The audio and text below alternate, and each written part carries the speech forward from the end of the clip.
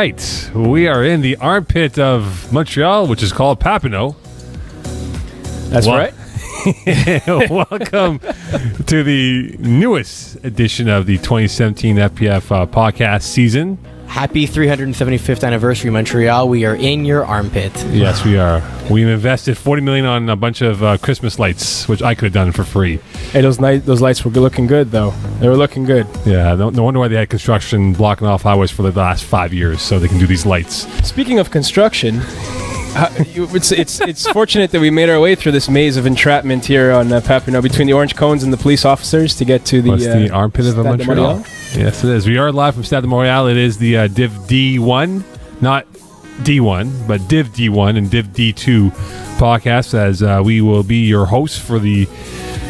Unless we get fired next week, I don't know. We'll find out. And remember, if you don't like the names of Div D-1, Div D-2, you voted for it, so you're stuck with it. Or you can email the president, Robert, what is it again? Robert at flagplusfootball.com? Yeah, correct, yes. There you go, Robert at flagplusfootball.com. All right, let's talk about who's in this saddle here. It is now my distinct honor of welcoming my new partner, a much better looking person than PZ Delarizzi. By far. And a better quarterback than PZ Delarizzi, is that correct? By far. It is none other than Moe Khan. Yeah, all right.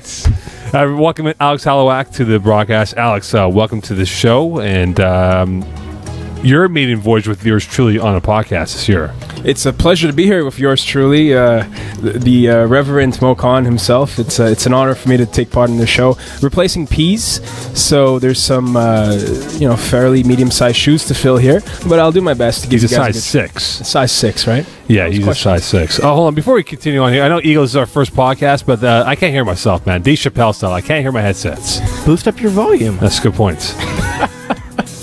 There's also a slider on the little thing. Yeah, how? How do I use this? So like, can you come over here and show me? Why wasn't this done for us? Yeah, so where's Hunger Games? Where's Antonio Diversa for this? Here's a slider, right? Is that loud enough? I can't hear myself now. How about now? Hello? No? What is this? This is week 1. This is live radio right now, guys. This is week 1, everyone. There's bound to be some technical issues. All right, let's... At least we're in the beautiful armpit of Montreal, Papineau Stadium. That we are. Let's talk about the season that is right now. We are doing Div D-1 and Div D-2. Barely hearing myself, but we'll go with what we have. No problem, Eagle. We'll get this corrected for next week. Eagle botching this podcast ready. Was that Eagle's first appearance on camera? I think it was. I was there yesterday too, fixing the backdrop. He would wear a Mexican wrestling mask to cover himself. Let's talk about this division here. We have Div D-1, Div D-2. Mm-hmm. Again, the split of divisions here where we have the higher end and the lower end here. We'll always do 2 podcasts in a one formation here where we'll talk about Div D-1 first, then Div D-2 second. Let's dive into it, though. Div D-1. The week that was, some games that caught my attention was Fun Boys against ICU. Welcome back for Scott Maranovich back in as a quarterback. And watching him play, obviously, Alex, when you look at a quarterback position like yourself, it takes a while to regain those skill sets to become comfortable playing in a smaller setting in the FPF world here. Mm-hmm. In your mind, when you look at a guy like Scott Maranovich, how long do you think it'll take him to get himself more acclimatized to being an FPF quarterback once again? Well, that changes for everyone, right? Because it also depends on your experience playing football, your experience playing flag football. Scott has been playing flag football for a very long time. He's well known in FPF. He's well known in the Kirkland Touch League. We saw him out there this past fall season. So this guy is around the recreational football circuits, and he knows the game. So I don't think it's going to take him that long. As we saw week 1, I'll throw out some stats for you. 13 of 20, 204 yards, 6 touchdown passes to 2 INTs, and he added another 5 rushes for 33 yards. So he looked pretty comfortable coming into the season, even though, there was still a little bit of rest to work on. And they were down 20-13 at half, and he threw an INT early on in the game. Chris Olsen, 15 of 22 for 190 yards, 5 TDs, 2 INTs. I just thought that when you look at the 2 quarterbacks in question, Scott looked like the more composed, relaxed guy out there. More weapons to work with, I think, for ICU, a team that's sort of not like a mismatch, but they are now together. Ed Lee is going to be their guy. He's the guy that Chris Olsen has a rapport with, 3 TDs on Sunday. But I think if a guy like Fred Slay stays with Fun Boys, this could definitely be a dynamic where they can have different guys step up every week. They're going to get back Kyle Smith, a former Div 1 player who played for the Hurricanes way back when you were like 8 years old. And Eagle was same size as he is now. But if they get a Kyle Smith in there, that'll fortify that defense. And look, I'm not going to anoint anyone champions as we speak, but it really puts them in a driver's position to say they have a pretty good team on paper that can make some noise this season. They have a pretty good team on paper. I wouldn't go so far as to anoint them champions either. I don't know Kyle Smith. I was only 8 or 7 years old at the time when he was doing his thing in Div 1. So you were 8 years old before you were 7 years old then? I was 8 before I was 7. that's Yeah, what I Benjamin thought. Button syndrome is what I was. Fair enough. Is what I was diagnosed with when I was born. However, I do like Fred Soleil on this offense. 108 yards and 4 touchdown catches, zipped right to the front of the pack in terms of receivers in Division D1 coming out of the gates.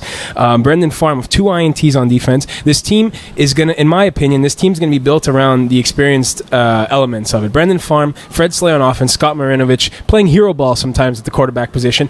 I'm not too sure about the supporting core on this roster, but we're going to get more familiarized them throughout the weeks. They can't have a whole bunch of Division 3, Division 2 players on their team. They have to balance it with some new guys. But they look good coming into the Week 1 game, that's for sure. Oh, did you get yourself a coffee mug for the show? I did indeed get myself a coffee mug. Where the hell's my coffee mug? I've been doing this for how many years now? This is ridiculous. Anyway, What a diva. He doesn't even get a headset, no coffee mug. yeah, my headset doesn't work. This is not how I operate here. This is Mariah Carey meltdown type of drama. Chris right Berman-esque. This is something else. Top Citizens, a big win over Get Off My D, winning 26-25. Jumped out to a 26-13 lead. Didn't score any points in the second half here. Get Off My D with Jeff Rosenblatt back at quarterback, who had that awful injury back in the winter season where he, I believe, fractured his lower leg or his ankle. Playing basketball. He comes back, 20-34, 175, 4 TDs, 1 INT. I asked him afterwards, in general, how his ankle is doing, and he said, look, it's going to take a while, right? I mean, strength-wise, it isn't how it was, say, 4 or 5 months ago, but to post up those type of numbers after not playing quarterback for the last 4 months or so, quite impressive in a losing cause. Khalil Kerr, 2 TDs, 2 INTs. But look, I look at Top Citizens here, and I've watched this team close to the last 2 or 3 years, Alex. Their biggest problem is that they have a turnstile roster where they have a roster of 25 guys, but those 25 guys can be different week in and week out here. They need to get a team that's going to be a legit 9 to 10 man roster, and perhaps we can talk about them as maybe being a legit contender. For sure. To go to the first point, Jeff Rosenblatt coming back into his own right away. He looked pretty comfortable in this one. He found his boys, Kevin Bustani and Jadaridi. They combined for 127 yards and 2 touchdowns. Spread the ball well to his other receivers also. So, you know, he plays a style of QB where he doesn't scramble, he doesn't move. We know what he is. He's a sitting target in the pocket, but he gets the ball out quick. So it's just up to the rusher to go out and get him. So he can play with favoring his ankle a bit, you know, and he can have some success with that this season. To the point of the top season, they had Khalil Kerr at quarterback. Maybe you know better than I. Does he have any experience at quarterback? No, in this league, or is he's this a natural his Virgin athlete. Voyage. Natural athlete. He's a of course. natural athlete, right? So you put your best athlete as a quarterback. Look, I'm not saying Jeff Rosenblatt is going to be Khalil Kerr, who's going to run a 4.2 40, right? He's going to probably run like at best 6.4 40 here. But the reality is, for a guy like Khalil Kerr to do what he's done, 152 yards passing, Hassani Worrell, a guy who's been a mainstay for this team here, Ted Griffin and Kevin Donnet, these guys have all been there. Yeah, you need your core guys, but I just don't know if I can trust Khalil Kerr as a quarterback to be posting up numbers like he did last Sunday, week in and week out here. Because, Alex, as you know, as a quarterback yourself, you need to be more consistent and have those roller coaster up and down performances. Yeah, well, it's the thing about Khalil. He's going to be fine at QB. Khalil Kerr. You think so? I think so. He's a natural athlete. He's in the type of team, the type of system where he's not going to be relied on to score 35 plus points each week. Top Season's going to win based off of their defense. Like you said, they have guys like Shane Blackwood. They have guys like Andel Thomas Gordon. You're putting Shane Blackwood in that category. I am. He's a fantastic middle linebacker. I don't know when you've watched him play last, but every time I've seen him, he's always making plays. Yeah, very much. And he makes excellent commercials on Instagram also. I give him that. That's his biggest impact, Instagram commercials. Quick note, they have 12 people listed on their roster. 11 were there for game 1. So if that continues for the rest of the summer, that's a good sign for this team. Oh, don't worry. They'll get up to 35 before week 4 hits, okay? Don't worry about that. I assure you about that. So you think a guy like Shane Blackwood is going to have an impact on this defense? Absolutely. Shane Blackwood always has an impact on every defense he takes part in. He's a great team player. He's a great chemistry fit into a system. He plays the 3-2. He plays the middle position, and he takes up a lot of room, and he knows how to stay at home and cover that short zone. He does what you ask of him, and he's going to do it again this year. Winter 2017 top season, 28 tackles, 2 PDs already in 1 game, 4 tackles and 3 passes defended. So showing up. Shane, and plus he has the chemistry with those guys who are his boys. Shane's a fantastic addition. So you're telling me you take him on your team right now? I take him on my Division D1 team, absolutely. I'll put him no. I'm talking about your Division DB team here, Mr. Oh, he's great. He does this. He does that. He's got 45 million tackles. Shane, give us reach out to us after the podcast if you want to play Div B. We'll see what we can. You should have seen Alex's neck, like the gulp of fear, like. Yeah, I would take him for sure. Yeah, absolutely. I'll take him for sure. Kiwi Island, our boy Dan Lazara, not the quarterback of this team here. No, sir. He is a receiver for Kiwi Island.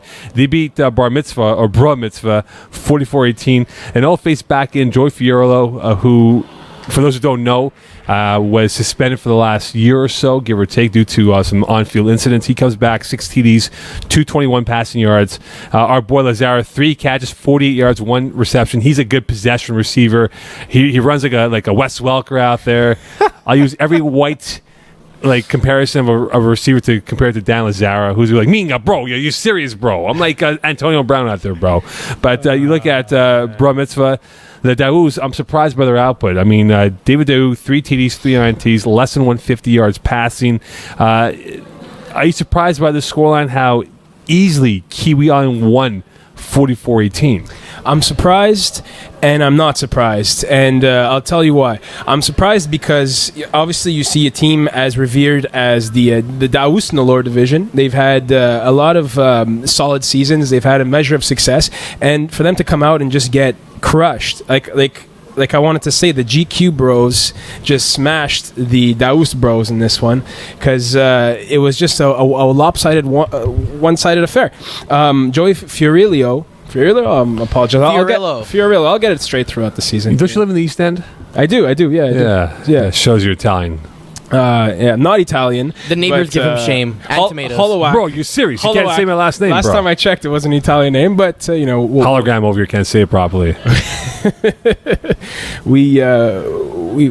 So Kiwi Island is a devastating defense, right? Like, they're going to have guys like Anthony Lazara. They're going to have guys like... who's their good receiver? What's his name? AJ Gomes. AJ Gomes is going to play 2 ways on defense. Kiwi Island's going to be a force to be reckoned with. So that's why I was kind of taken aback by this scoreline. It's such a one-sided affair. However, Dave Daou was out of the game for a few seasons at QB, so maybe he has some rust to work off. Maybe we can chop it up to that to week 1. And plus, there's kind of a fluctuating roster. I know that they were looking for players, scrambling towards the end of the offseason just to fill out the required 6 men. Yeah, so maybe there's going to be a little adjustment period there. But still, this is a wash. Each of those 4 interceptions in this game went to 4 different players. So really across the field, a dominating effort. You know it's bad when Lazara, Daniel that is, has 1 INT and 3 PDs. That's bad, bro. That's bad. 4 tackles, leads the team. Yeah, that's bad. You know you had a bad day at quarterback when a QB like him, who's got, how can I describe this?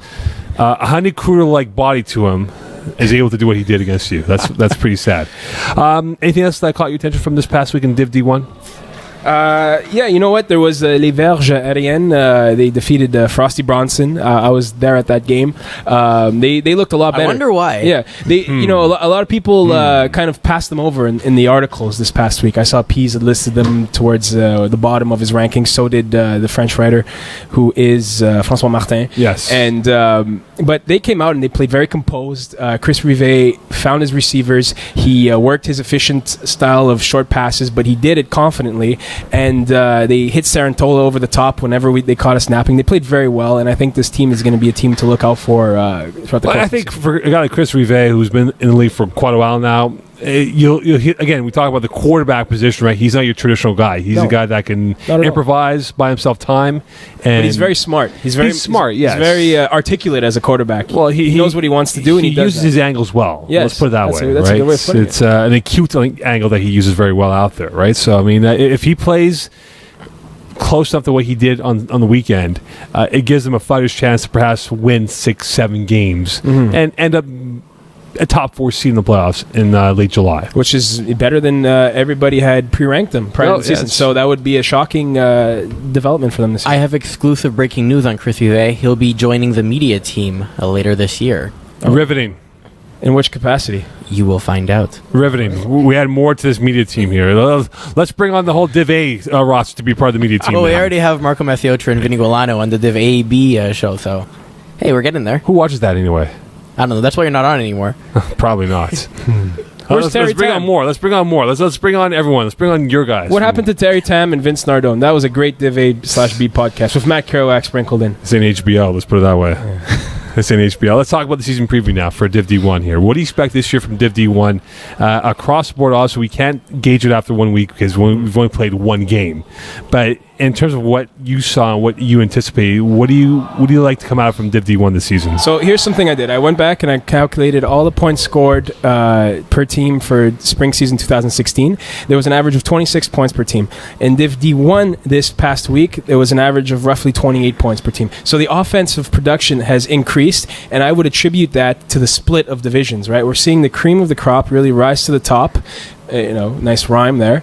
And it's really going to make it a competitive, small knit little division, right? A little tournament style almost for the season. So I really like. We're going to speak to it in just a second, but I really like the parity in this division. I like the teams. There's a lot of experience. There's a lot of guys who've played in higher divisions in FPF before, and I think it's going to make for a very compelling Division D1 this. I think you bring up a point about the 28 points this week, right? I always think that defenses take a while to gel, get that rapport that's needed, and it takes early on, right? You look at some teams, for example, that scored 51 points. KGP Raw scored 51 points, only gave up 18 points. You had how many teams this week that scored at least 26 points? I think about 8 or 9 teams that went 26 plus this week. I think that will dip down at some point here because teams will start figuring out schemes, strengths to work with, weaknesses that to avoid, not to go too much to man look here. But you look at the teams that have moved down, the Zoo, for example, they have a lot of FPF experience. KGP Raw had a phenomenal Div 5 winter season this past year. They've moved up, somewhat speaking here. Top Citizens, a team that has been up and down, they're in this division. There's some good teams and some good individual players, but the question is, does that translate into wins? And I think it'll be quite fascinating early on to see, as you mentioned, the point of the cream from rising to the top here, what teams can pull away from the pack? Who can jump out to a 2-0, 3-0, 4-0 start and give themselves cushions to work with and perhaps become a 1 or 2 seed in the playoffs? But you know what, Mo? It's such a strong division. It's so much parity that every week you're not going to have teams that have those kind of schedules where they have a lot of softies. Every week you're going to face somebody who could potentially beat you. I have trouble seeing that there's going to be teams that are going to really jump out ahead early on. I think most teams are probably going to trade blows the first couple of weeks, and it's going to take a while for us to really truly find out the character of this division. See, I can say, for example, like the in Conference A South Division, you have Supply and Command, Fun Boys, Get Off My D, ICU, and Green Lantern Corps all in the same division. I know GLC had a rough winter season, didn't play well, didn't make the playoffs. They were outclassed in most of their games here. But the 4 aforementioned teams, they are all legitimate contenders in my eyes right now. That could all change in 5 weeks' time where we can see who's better and who isn't. Yeah, I agree with you. I think that's one of the top 2 divisions in this Div 1. I wouldn't put GLC in there in terms of contender. I think they round out that super tough division. There's sort of like that bingo, you get that easy basket right there. Yeah, exactly. There's going to be one in every subconference. Hopefully they prove us wrong a bit this year. They're a bit more competitive than they were in the winter season. They have finally established themselves a legitimate quarterback in Haiming Long, and it's just a question of, do they have the supportive pieces in place to help him develop that offense? That we'll see. But I also like Conference B North with KGP Raw, 51-18 trouncing of the Go-Getters. They had this guy on their team, and I call him this guy because I haven't heard of his name before, Nathaniel Niederman, 82 yards, 5 receiving touchdowns, and 2 INTs on defense. Well, obviously you've been watching a lot of Div 5 football then. Oh, well, I'm new to Div 5, so, I apologize, but what team did he play on before? Please give me an introduction for this monster. This is is he a Maguire monster? Is that what he is? A pure Maguire monster? Is that He's a monster. Big He's a pure active Maguire stick. monster. Big active. I'll tell you one thing, Gordo. He goes out there and he goes in the corners and makes plays. Petawawa, Ontario. Yeah. 5 TDs. 5 TDs, guys. You could do a mic drop, Eagle, and leave on a high note. You know what? We're going to go with that fictional, where is he from? Petawawa, Ontario. Justin Tokarski. What a save. Oh, my God. Look out. Niederman, you're right. Nathaniel Niederman is the guy that is Dylan Garber's, or as I like to call Dylan, DG10. That's his nickname from out of him. Safety net. He is a guy that can play both ways. He's a yard gainer. He'll get you 10 plus yards. He'll move those sticks, and he's a red zone threat. I think he's a guy that will be a tough matchup for anyone out there. I know they have Jawan Edgehill on their roster listed. Obviously, he's playing prep ball in Toronto. If he plays 3 or 4 games, that makes him even more dynamic. Dylan Garber's good, as I mentioned before. Ryan Garber, a guy that's underrated, no one talks about him. Phil Cutler, who we know very well, plays in the higher divisions, has been sort of a common force for this KGP Raw roster. And Garfinkel, don't forget about Jonathan Garfinkel. I would never forget about Jonathan Garfinkel. Yeah, of course not. You're probably a big Jonathan Garfinkel fan. I'm sure you are. He is a guy that I believe he had a good season last year. Yeah. But this could be his launch pad to say, welcome to my world. Everyone's just in it for a view or two. Absolutely, and they're a team that you look at them and you like to say they're in arrested puberty, but these guys have now integrated more experience onto their roster. They've gained more grit from their past winter season, and they look like a team that's much more imposing right now. It looks like now they're ready to kind of show the league exactly who they are. When last winter they had moments and glimpses where they would kind of teeter and play well, but they didn't have that ultimate confidence. And now it looks like they're coming into D1 saying, "Hey guys, we're here. We're going to be one of the contenders. It's up to everyone else to prove us otherwise." Well, straight out of breath is a melange of guys from Obamacare and from the U. That's Shaq Lattimore, Shake and Bake. Sorry, not McGugan. It's McGowan. Can we get a check on that, please? McGuigan, yeah. There you go. McGuigan, I'm pretty sure, yeah. Yeah, he corrected Peasy and I one You're time. obviously not Irish, Mokan. I am not Irish. I am not from Dublin. Far from it. But straight out of breath, this is a team that I believe is sort of frenetic. They can look dominant one week and literally unravel the next. There's not enough data sample on Marani at quarterback yet. No, there isn't. You're right. He went in for his team at the end of last season. I'm sorry, I forget their names, but he had a couple of good games towards the latter half of the season, filling in, but he hasn't played that entire season yet. So until you see what he actually has in terms of week-to-week consistency, the roster's good. There's no denying that the roster's pretty complete for Division D1. For that level, yes. For that level. Yes, I agree. Athletes. Kyle McGuigan is a fantastic athlete. Shaq Lattimore is a fantastic athlete. The other Marani, his brother, is a fantastic athlete. So to have so much latent talent in this division is definitely a recipe for fireworks. Mm-hmm. It's just a question of, do you have the quarterback to orchestrate that? In week 1, he answered a positive absolute yes, but is that going to be the case each week? So back to this division, straight out of breath, top seasons, backyard bruisers, and the go-getters. I think this is another contender for the division of death with the aforementioned Division A South. I don't think it's division death. No way. No? Why not? What's wrong with top season and backyard bruisers? Again, as I said to you before 10 minutes ago, if you were paying attention, probably wasn't. I don't think Eagle was. I think Eagle's like playing. What's that game you were playing last summer, Eagle? Hearthstone. No, you were walking around like... Pokemon Go. Yeah, Pokemon Go. I think he's playing Pokemon Go right now. I just don't trust top seasons to be a threat to the Div D-1 hierarchy of legitimate contender. I think they'll be there. They might sneak into the playoffs as an 8 seed, but that's it.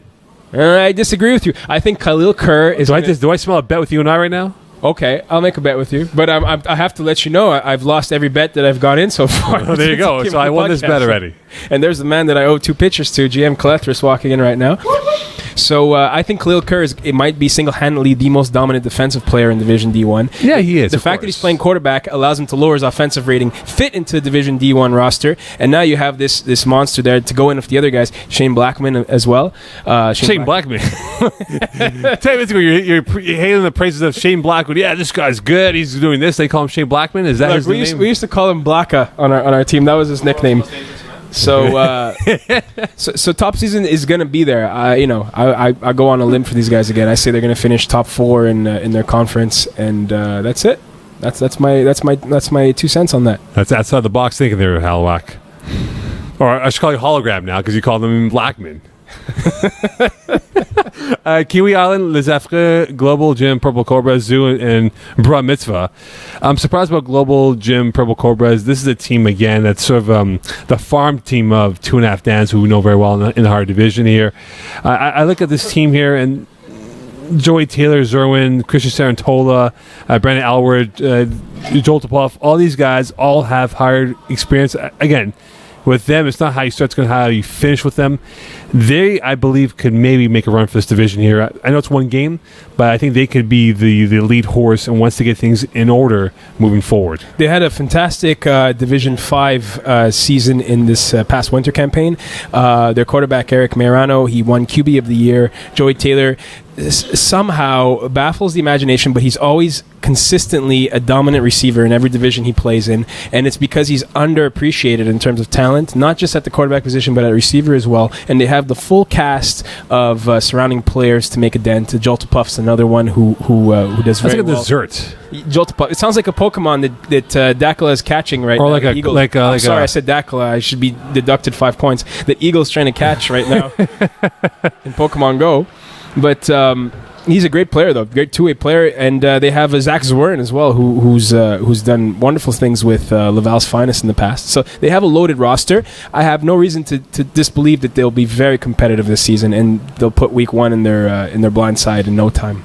All right, across the board now for each division. Yeah. How many wins to win each division here? Let's look at the Conference A with Badgers, LVA, Diablos, Dreamville, Frosty Bronzes. I know we didn't talk much about this division here, but I look at a team like Diablos. They had a great run last winter, or this past winter season, where they went 9-1 and they choked in the playoffs, which I wasn't surprised by. But Gab Wiseman, a key player for this team here. They got a lot of good supporting cast members on this roster. In this division, how many wins do you think it will take to win with the 5 teams listed before?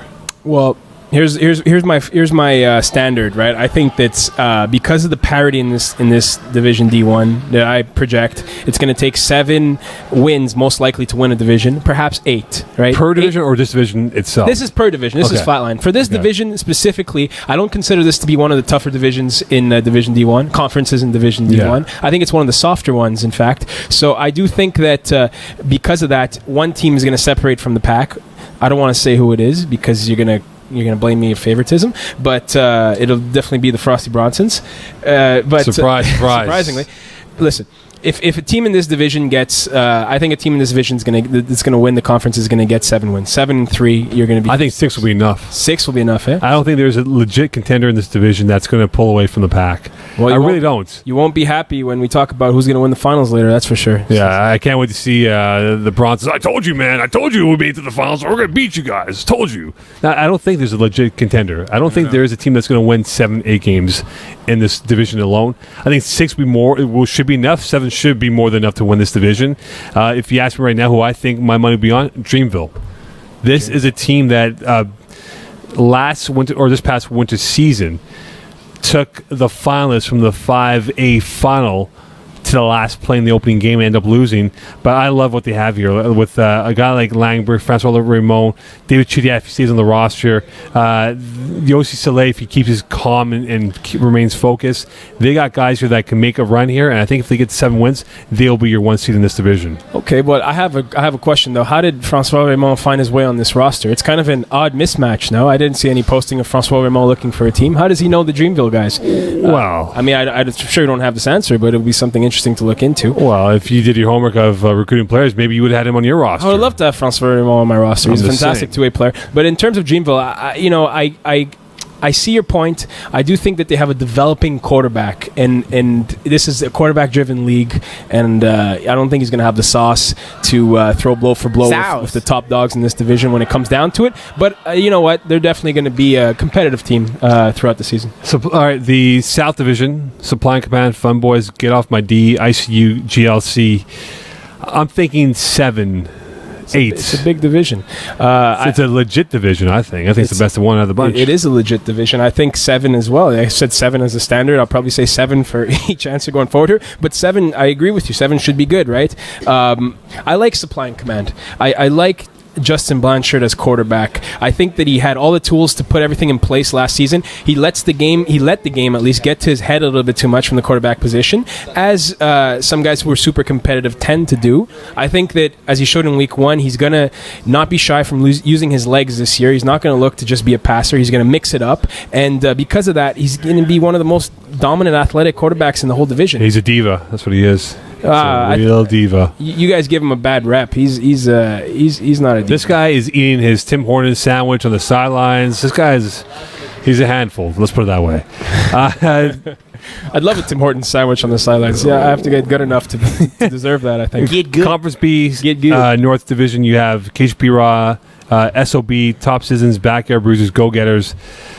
I think this is KHP's to lose, and they probably will get, I think 7 will be enough, but I think they'll hit 8 wins this year for this division. So you're saying KGP Raw is going to go 8-2? They are, man. You have not seen DG10 play yet. DG10 is going to run through this division, my friend. I saw DG10 play last year against the Pandas, and it was a good game. But Sorry. I didn't meet your level of expectations here, Halawak. well, you just underestimated me. I have seen DG10 play, and I do think that KGP Raw is actually a better version than they were in the winter. So, you know what? At the end of the day, I'm pulling your leg a little bit. I agree. I like KGP Raw.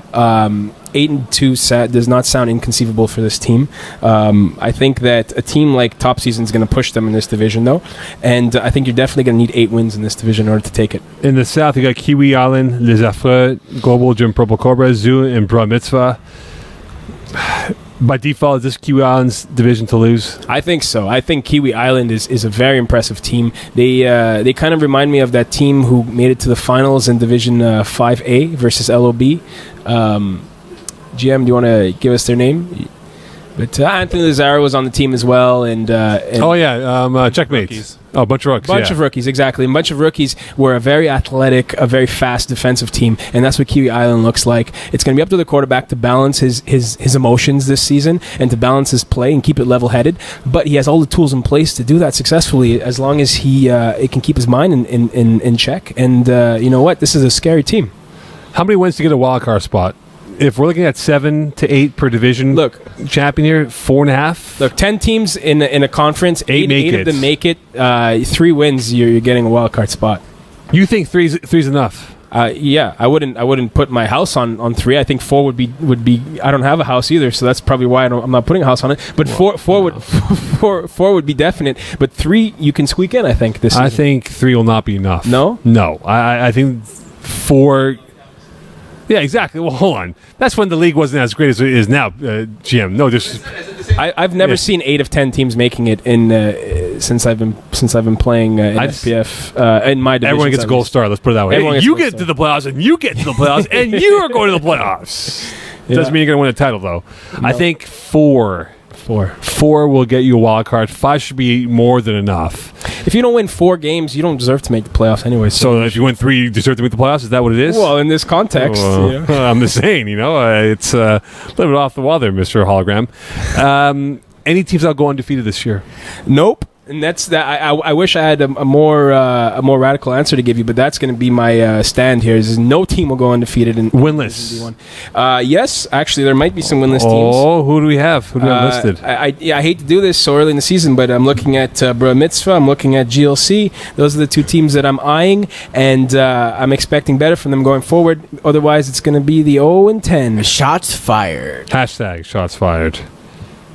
What about you, Mo? Do you see any undefeated or winless teams in Division D1? Frosty Bronsons.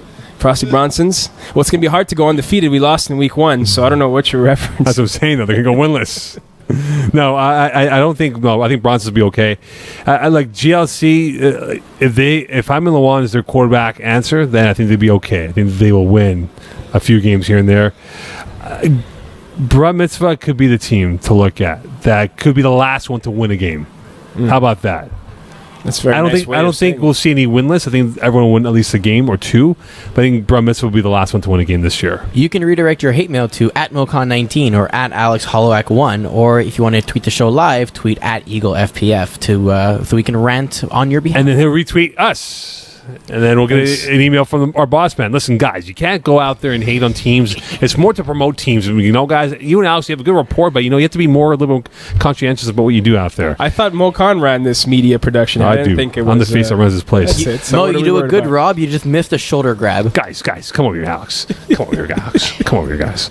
Okay, my NCAA format. You ready for this? Yeah, let's do it. Okay, so look, last 5 months I've been talking about how these division splits are here, right? Yeah. But at the end of the day, Alex, we don't get the best teams playing each other. So, obviously, this year for Div D-1, Div D-2, we'll have a 8th playoff format here. Not to combine it, but I think you should seed them according to what you believe is a true number 1 through 8.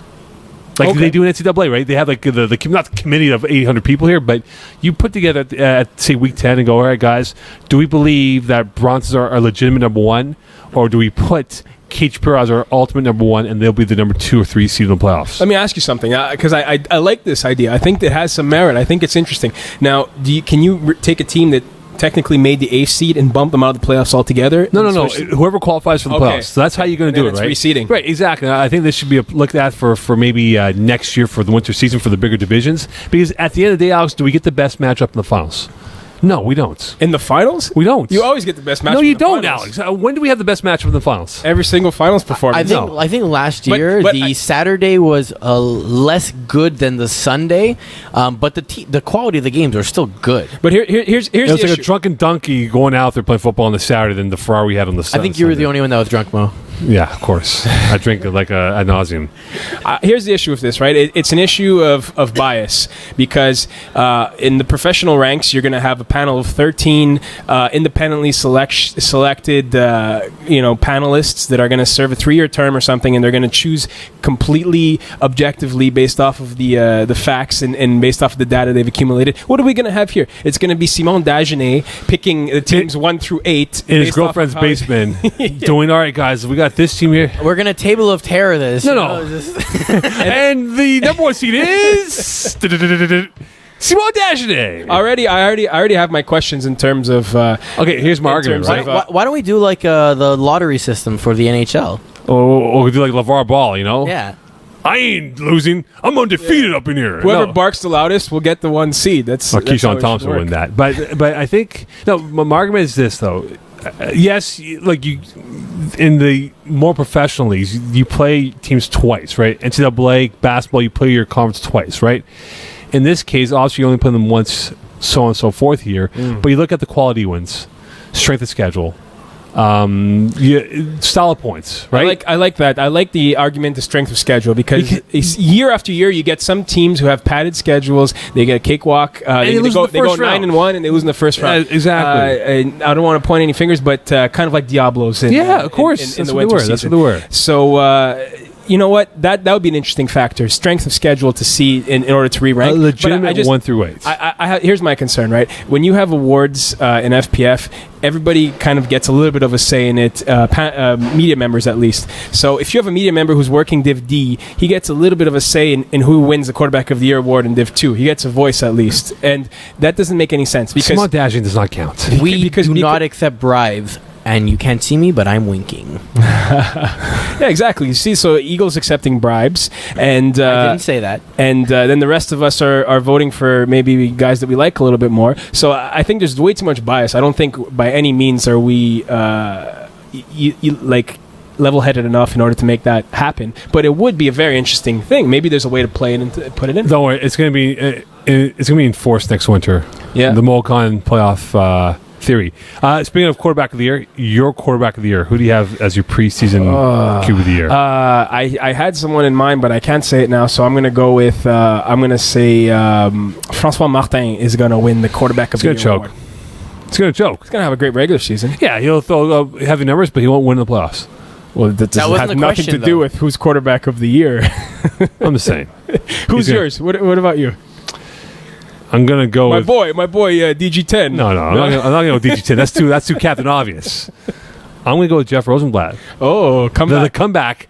We don't have a comeback of the year award winner in FPF. He would win it. He would win the Courage Award, right? Like broken leg, and now he's back here throwing TDs. He'd win the Hobbling Quarterback Award too. Well, when you come back to quarterback, we'll introduce that award just for you. The Mocon Award. So I'm gonna give it to Jeff Rosenblatt, Receiver of the Year. Receiver of the Year for me is going to be Fred Soleil of KGP. Well, you took my award winner, so I'll go off the board here with what I have. If he was playing, well, I'm going to go with Andrew Langbert as my receiver of the year. If he's going to be, that's a good one. If there's no the whole string, he can't do it because he's in a hard division here. But legitimate, he's the guy I'm looking at. That's a good one. Defensive player of the year. I said his name before. Khalil Kerr is just way too talented. If, for the same reasons as you just mentioned, he's eligible at the end of the year, he's my guy to win it. He already has 2 INTs too. Gabriel Wiseman. Oh, Gabriel Wiseman. Good pick. Good. The infamous line from Simon Dagenet when I said to him one time, "No one knows who Gabriel Wiseman is. He plays with me." Exactly. No one knows who he is. Hey, we talked about you, Justin Blanchard. Hailing your praises, man. 6 TDs, huh? 6 TDs, no Don't be INTs modest. as well. 200 yards passing, couple Justin of has rushing. made the good point that Gab Wiseman will be missing at least 3 weeks and likely won't make a run for a Player of the Year award because of that. Regardless, the quality of play will be what's valued in my eyes, my friend. He also wanted me to tell Obviously. you that he was an MVP All-Star. Who's that? Justin Blanchard. That I have no doubt. He's a diva. He loves his Tim Hortons.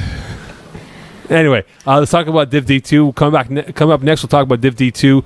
Same thing. We'll talk about what games caught our attention here and give you our preview of what to expect from this division, who we like, dislike, and maybe an undefeated team. Stay tuned here on Calling the Audible with the Hologram and Con from Papineau, Quebec.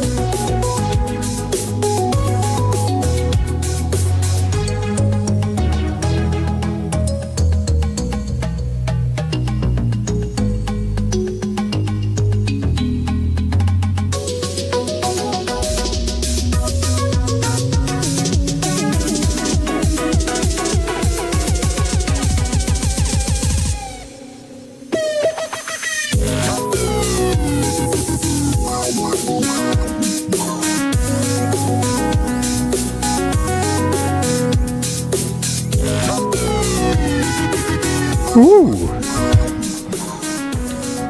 We're live. All right, we have not been fired yet, which is good news.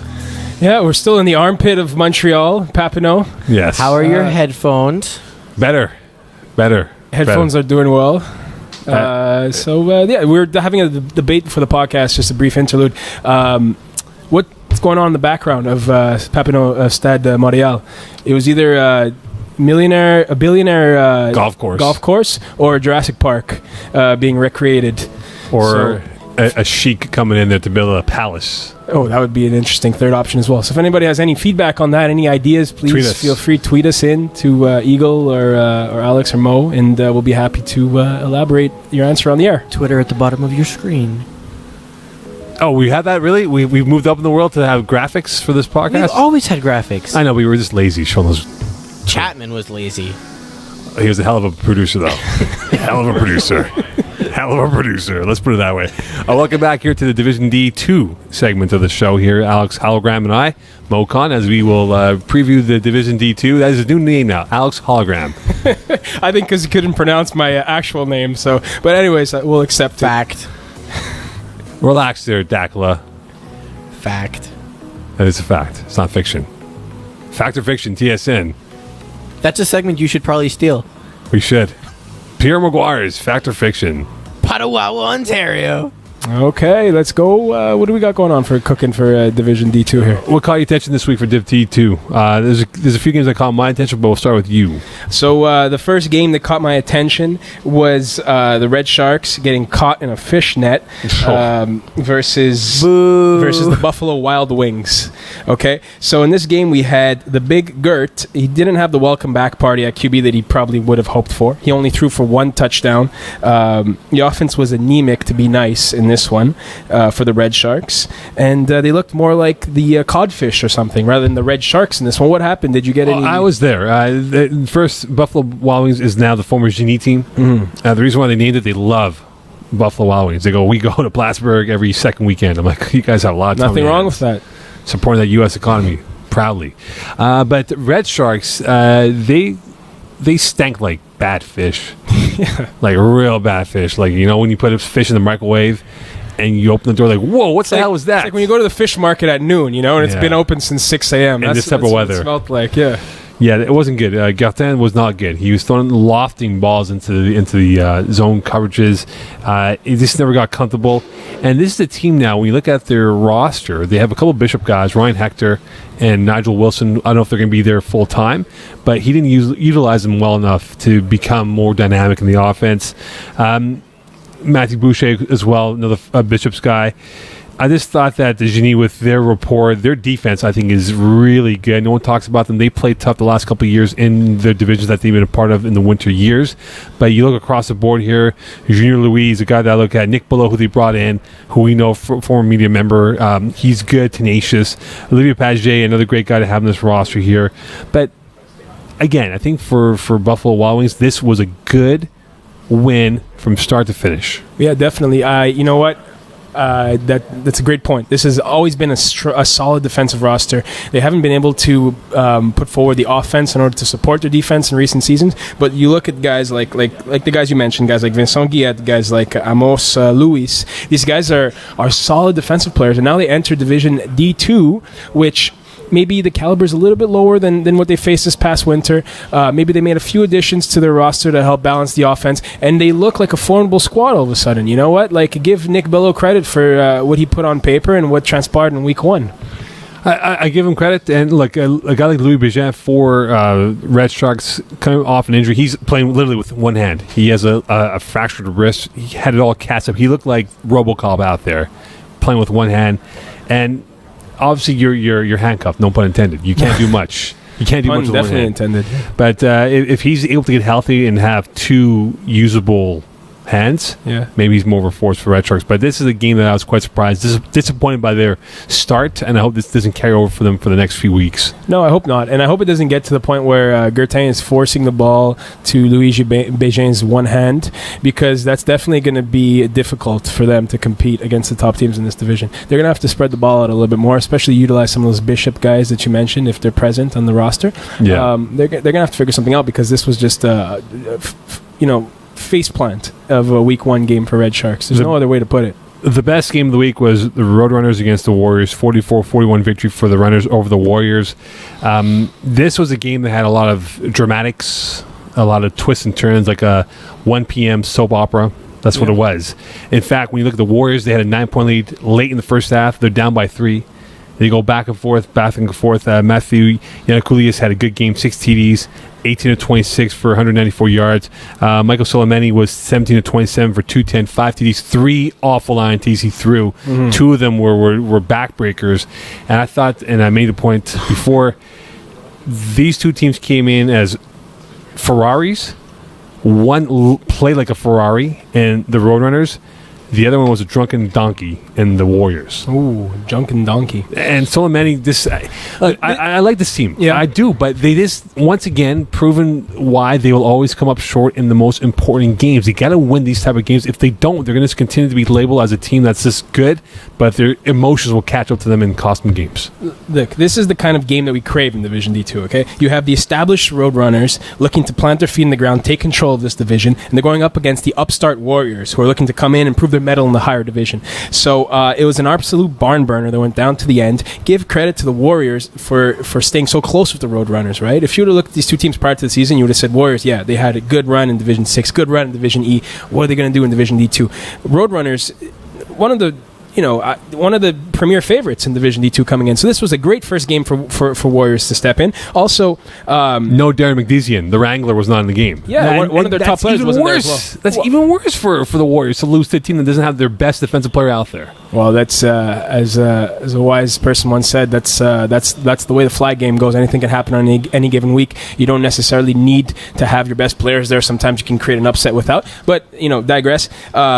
the game should have been called the Peloponnesian War because of the heavy contingencies of Greek guys on both sides of the roster here. I don't think I've ever seen a team with so many Greeks on both sides. A lot of Isses and... well, I have. I've seen Panathinaikos Olympiakos game. Oh, wow. I'm thinking of the 2004 Euro Cup. Oh, but you guys go to soccer right away. I'm talking about FPF. Okay. Well, hold on here, Eagle. There was only one team that had Greeks, and that was the Greece team, not Portugal. It's not often you catch There were a Eagle. lot of Greeks on that team, though. Kanastaias. I can go through the whole roster of guys, man. Oh, man. You know what? To this day, if you go into Park X, which has the biggest Greek community in Montreal, they will live off of that for the next, 85 million years. Bro, we won 2004. We beat Portugal twice in the backyard. Okay, cool. Yeah, and that's a fantastic achievement. That's amazing. I mean, you don't have to do anything else for the next century. They don't. They are the European champions. They're part of an elite company of champions, that's for sure.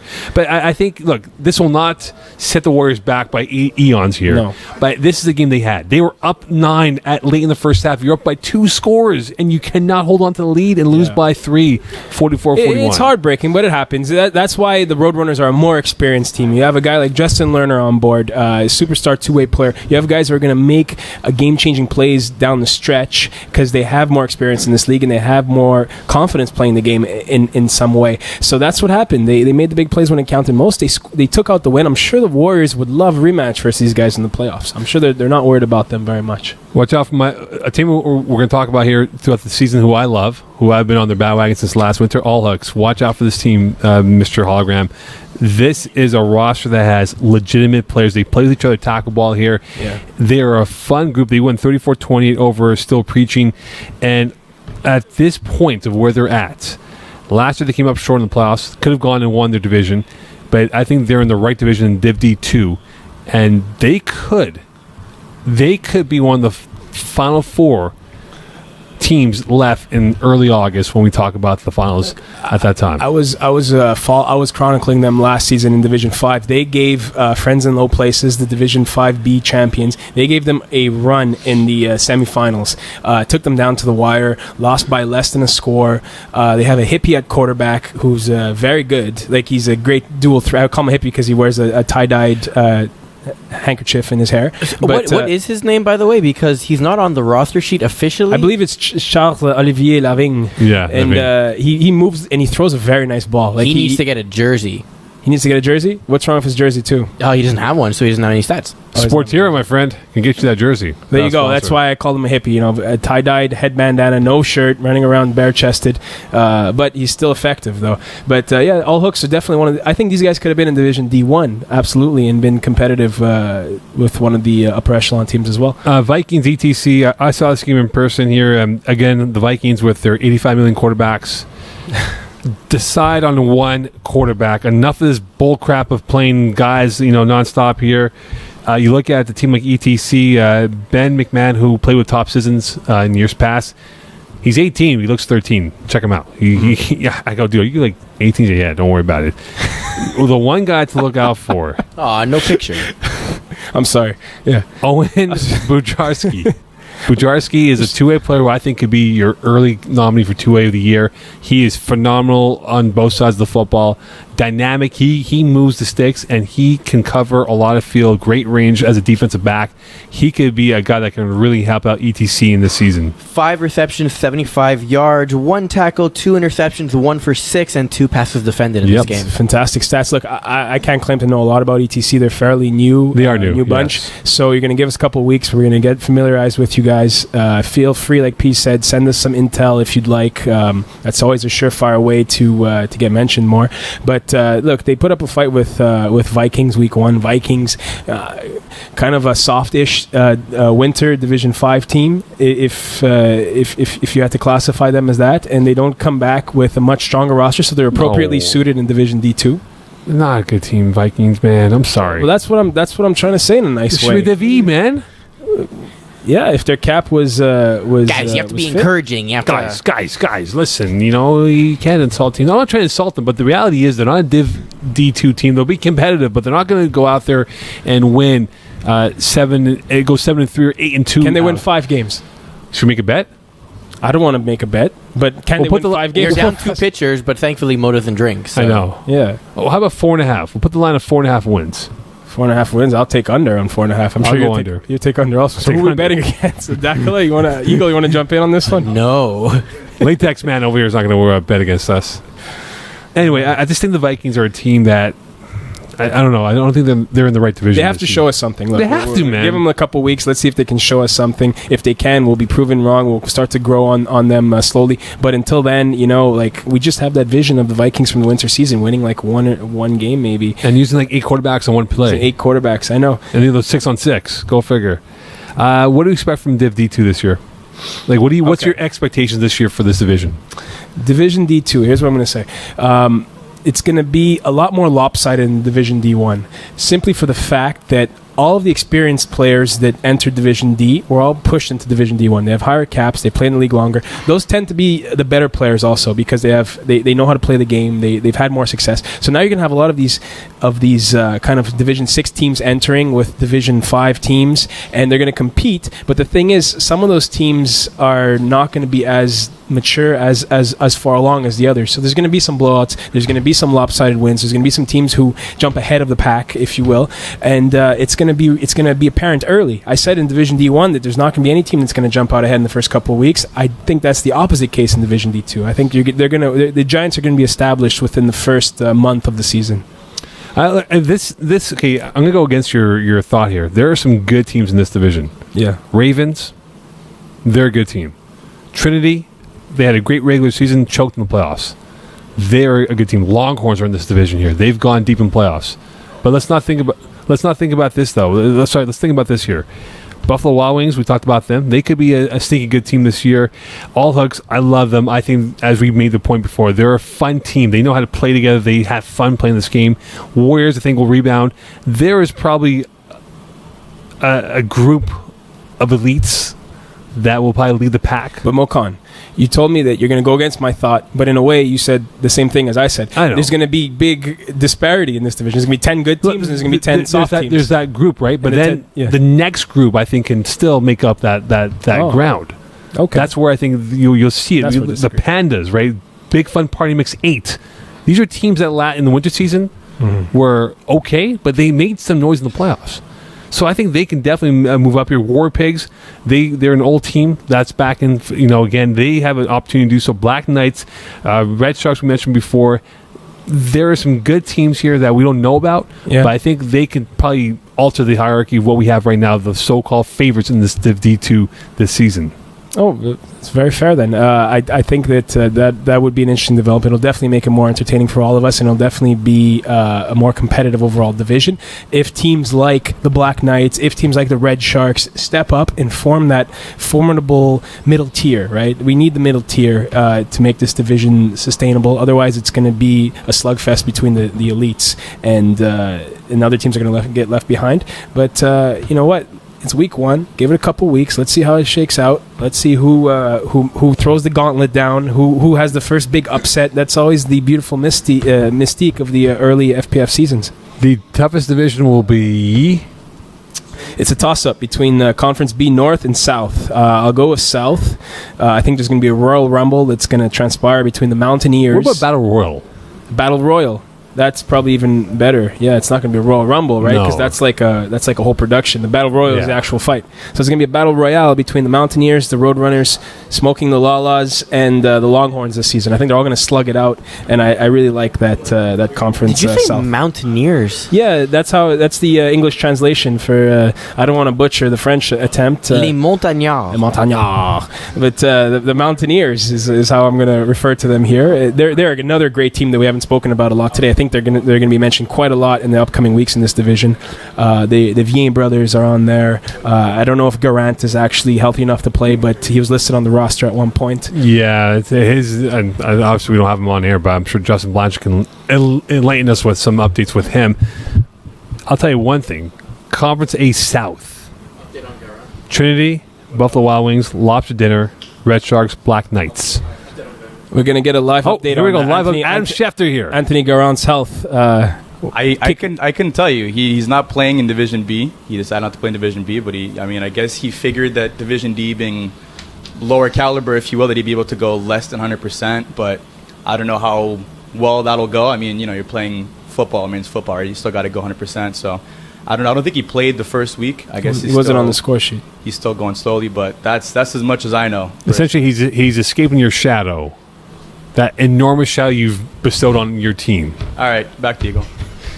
Don't be shy, Justin. Thank you, Justin Blanchard. That was an excellent segment. We should have more of that, actually. Insider reports with Justin Blanchard. MVP talk with Justin Blanchard. Trinity, Buffalo Wild Wings, Lobster Dinner, Red Sharks, and Black Knights. I think this is going to be your sneaky best division.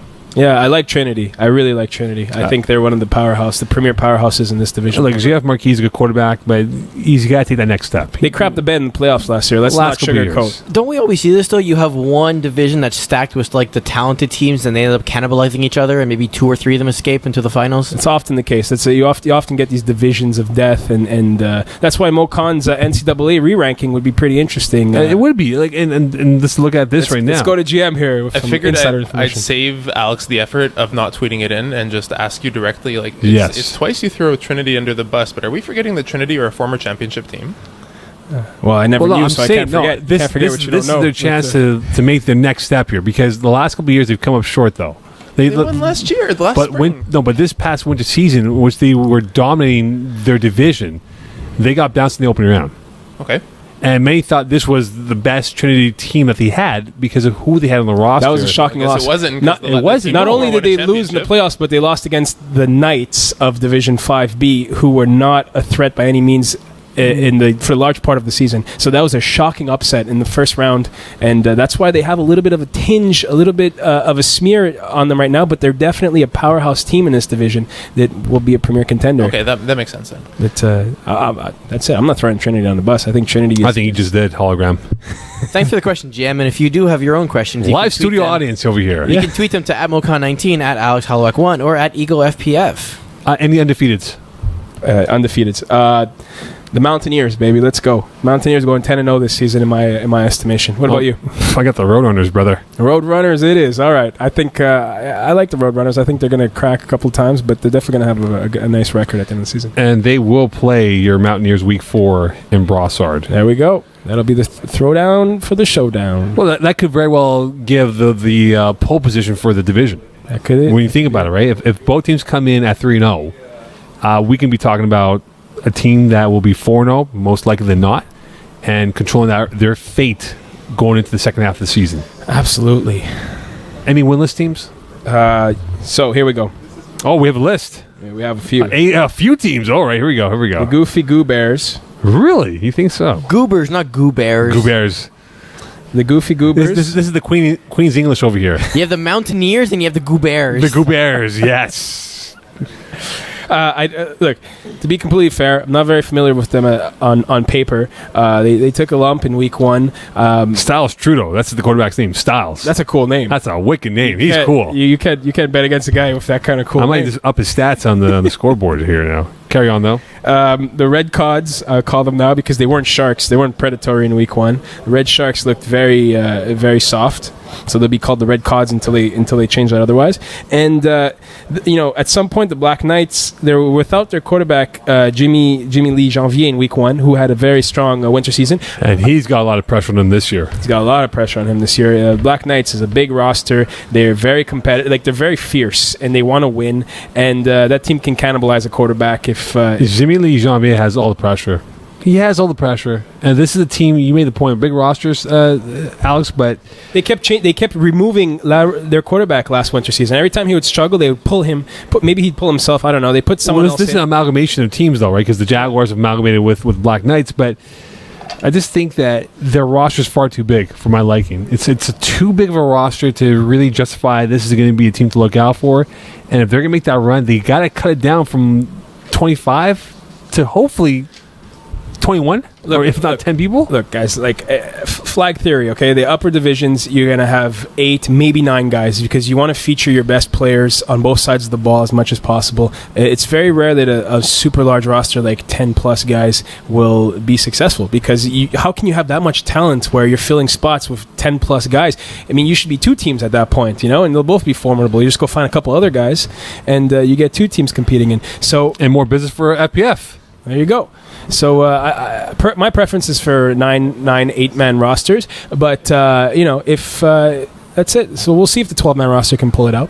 Quarterback of the year. Quarterback of the year this year is going to be Jean-Félix Marquis. Has a good chance. He's going to need a better outing than he did in week 1, though.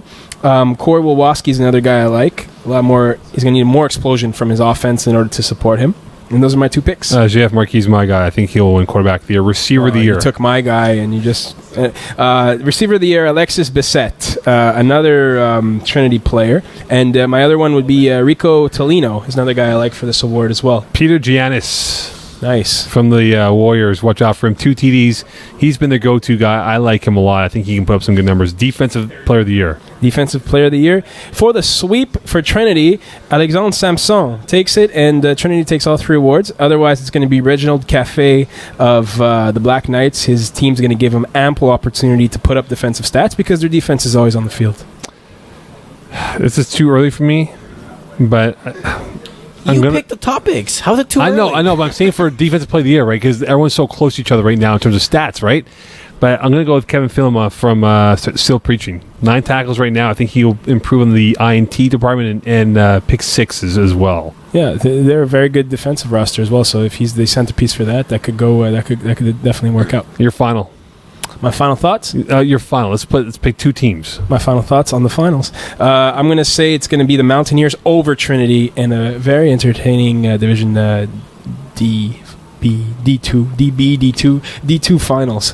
It's too confusing. It sounds like Division 2. That's what I feel like I'm saying right now. All hooks, Roadrunners. Give me the Runners to win. All right. All hooks over Roadrunners. Yes. So we don't have any teams that we both think are going to be No. So that'll make it interesting. No, the hologram and I are not on the same page when it comes to this stuff. Which might make for a good show. It might make for a good show. Anyway, that's it for us. It's the first one. Next week, we'll get into more in-depth storylines here. Just wanted to do scratching the surface of try to cover as many teams as we can. But next week, we'll get into more topics here. Talk about quarterbacks, receivers, even some teams as well. And a new studio. And a new studio. We're going to do it from Rob Campana's basement, actually. FPF Studios, as we're referring to it. Thank you. Oh, is that 30 Rock? Yes. As they like to call it in NBC, 30 Rock Studios. Correct. Can't wait. So this is our last time in the armpit for this broadcast, but we'll be in a bigger armpit next Thursday in St. Leonard. We'll be in La Cantina. Much smaller armpit, but looking forward to it. It's going to be a blast. A slam dunk. Alex, pleasure, my friend. It was a lot of fun. It was a lot of fun indeed. And good night, Boston and San Antonio.